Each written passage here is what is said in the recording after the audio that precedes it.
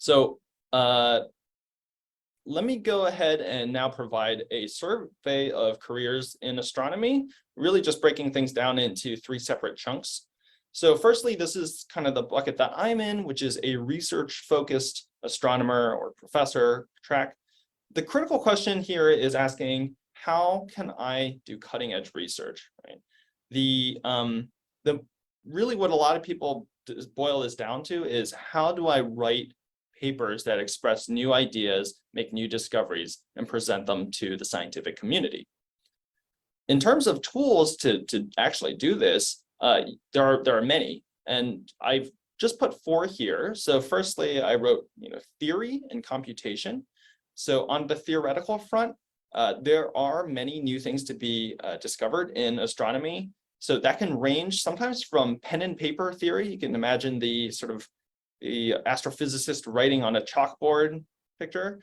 But more often than not these days, a lot of new discoveries are being made through numerical computation. So in other words, knowing a lot of physics, representing that as a system of equations that can be solved with computers, and then basically using those computers to continue making predictions and seeing how those predictions align with what we observe in the real universe, going back and saying, what does that tell us about the physics that we assumed went into our model? So theory and computation is very active, body of astrophysics and astronomy. And so oftentimes that, they're tied together basically on the computational front, as well as in the mathematical theory side. Astronomy has always been enabled by new instrumentation. And by that, I mean the instruments or the telescopes and the detectors and all the sorts of things that make different kinds of, observations possible. So with bigger and better telescopes, we can observe farther into more dim objects, and which can give us, better constraints on what lies out there in the distant universe.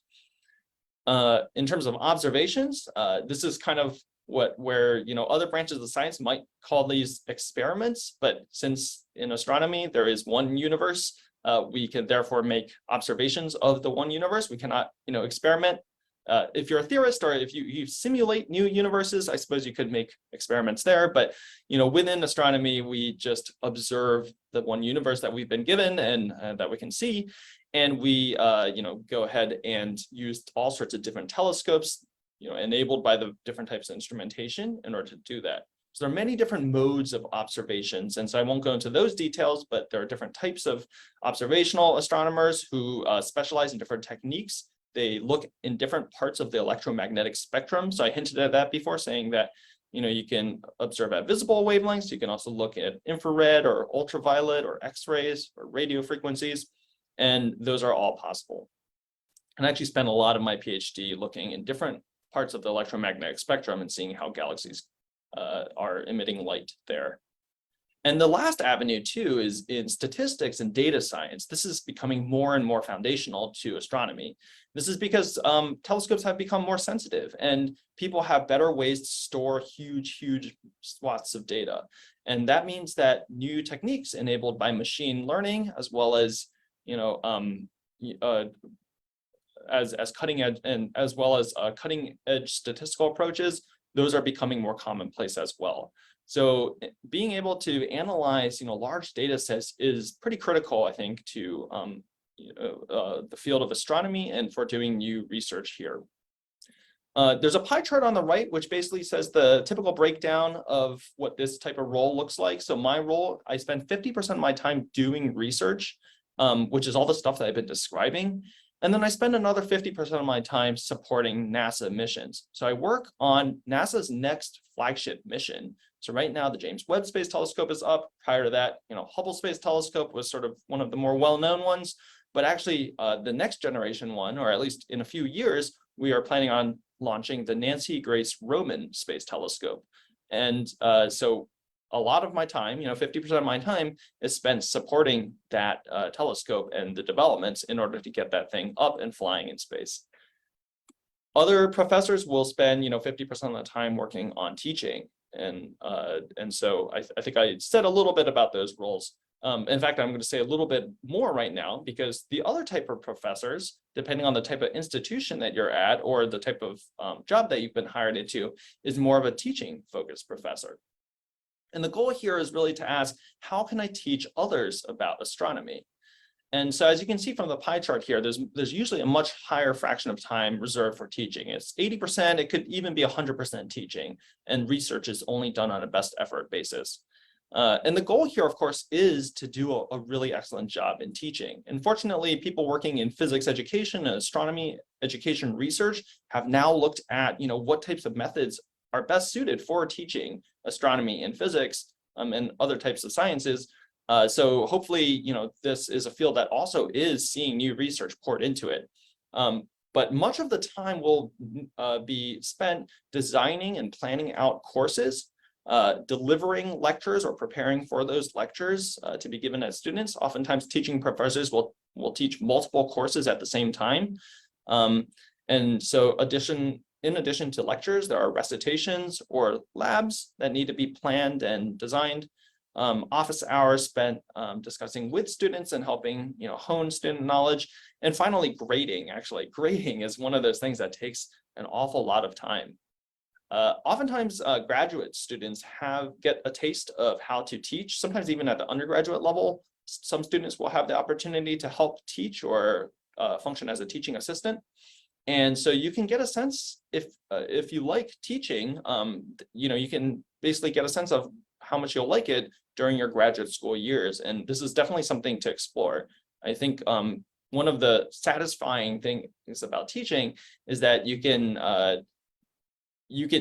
see students continue to learn and grow on timescales of just a few days or weeks, even just over the course of a lecture, to watch people conceptualize and start to understand ideas in astronomy.